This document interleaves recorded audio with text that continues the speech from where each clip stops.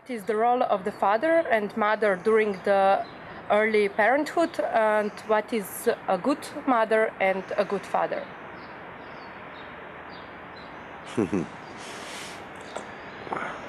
I don't really use the words good fathers and good mothers.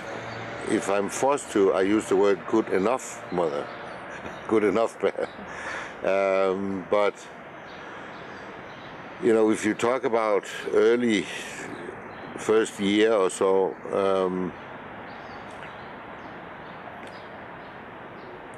we know now that it is important that both parents are available to the child. The old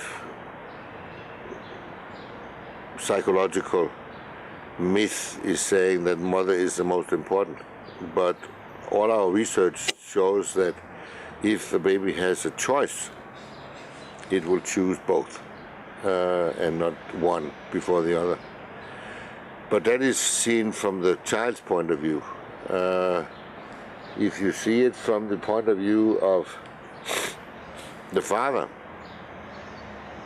it is the father's chance to get attached to his baby and the baby to get attached to him. That will have to take place within the first 3-4 years, or it never happens.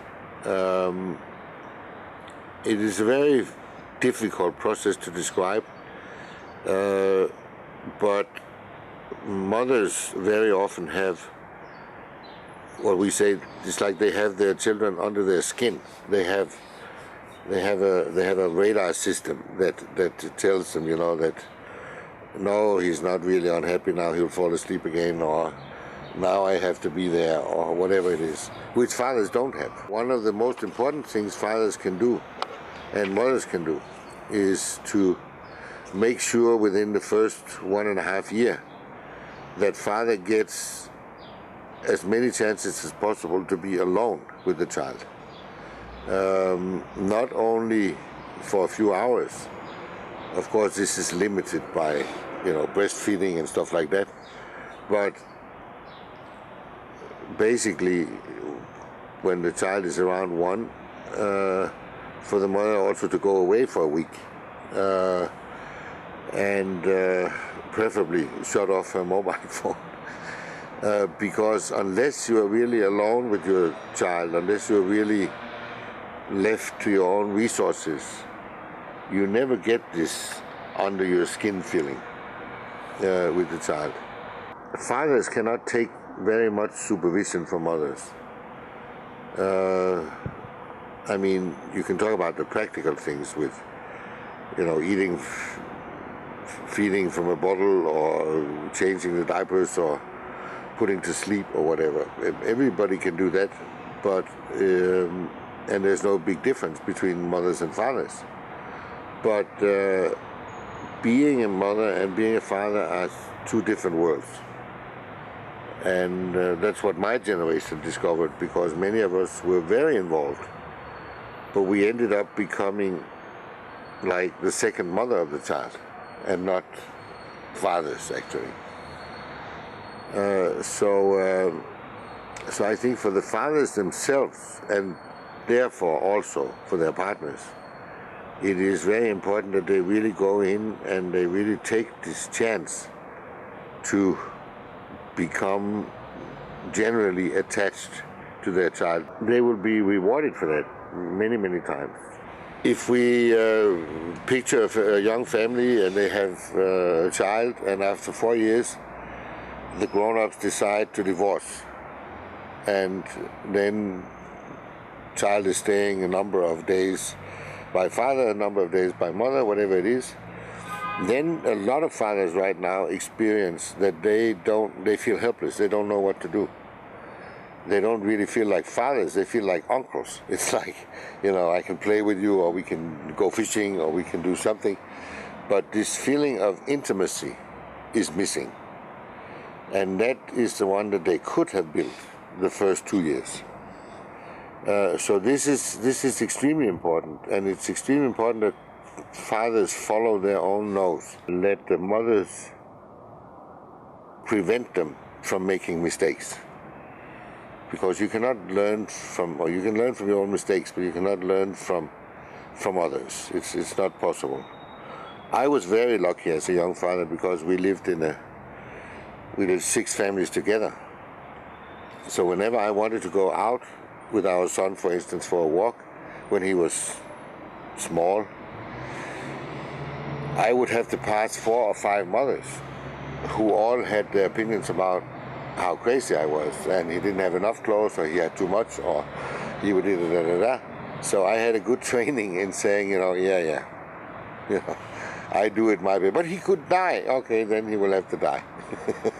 Because if he has an incompetent father, that's what he has. So for me, the most important thing is for fathers to go in and take that responsibility. Because once the mothers have it, they find it very difficult to let go of it again. Because they're simply afraid that the father is not qualified enough. But why is this intimacy between a father and children important for children when they grow up?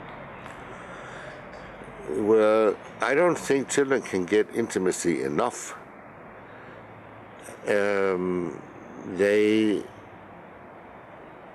They want, of course, their parents to be as close as possible. They want them to be as available as possible.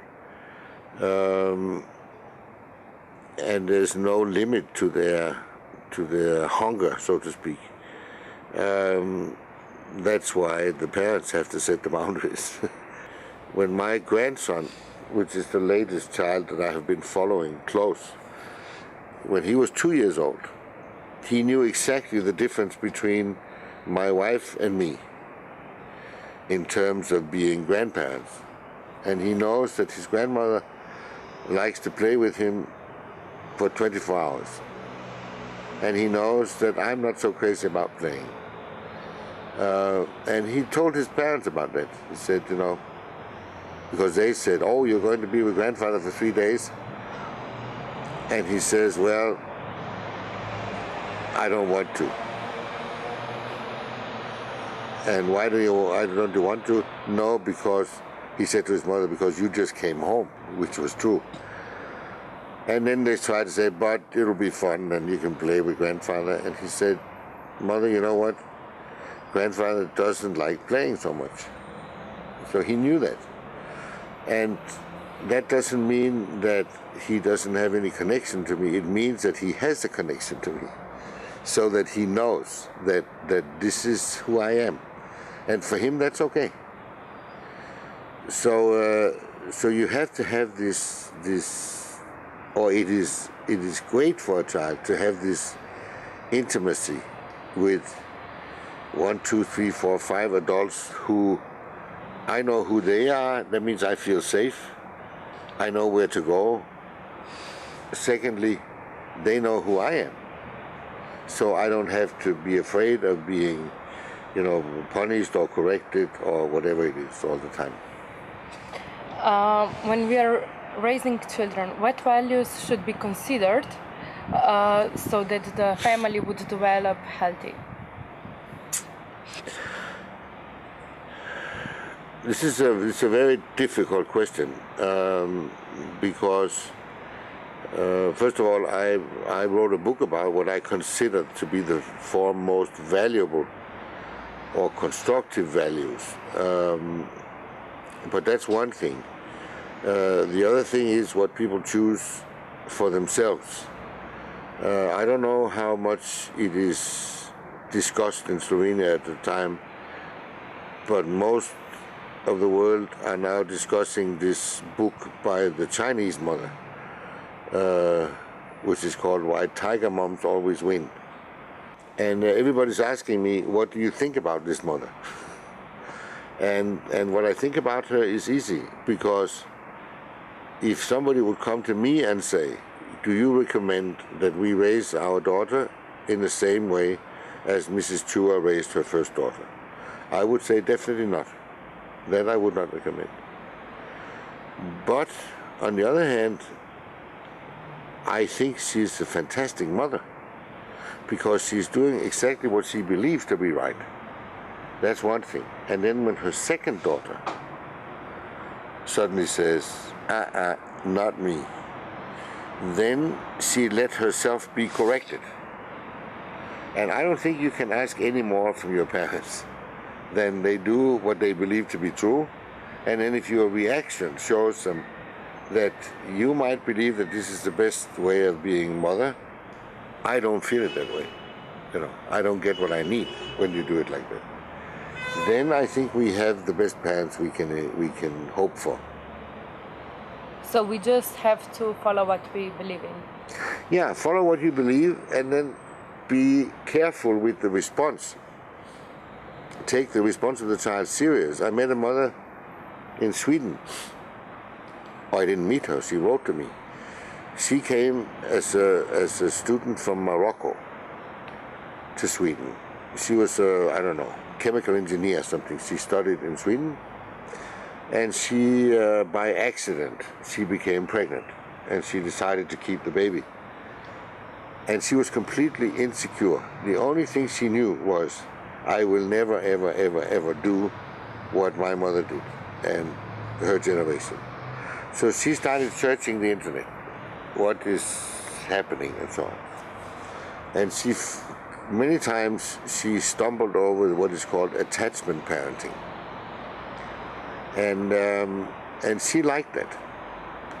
So she studied and she bought books and stuff like that.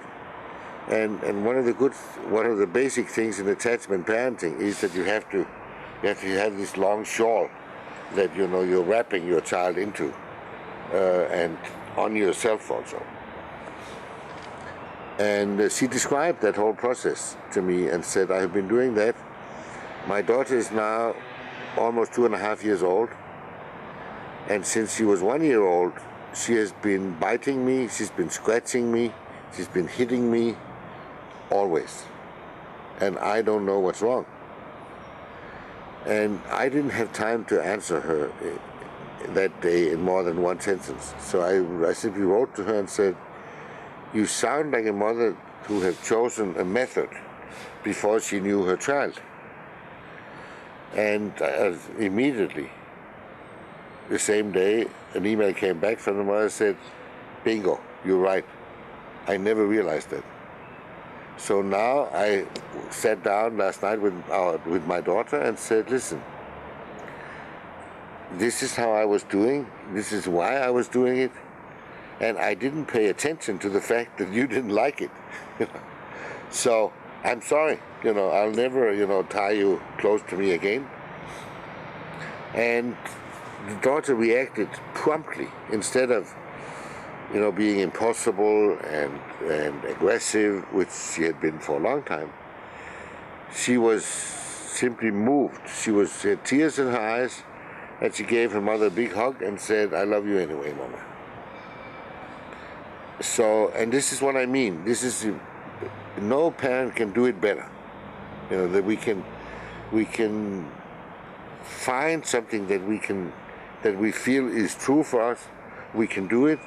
And then please pay attention. Maybe your child don't think it is the best. Maybe they would prefer something different.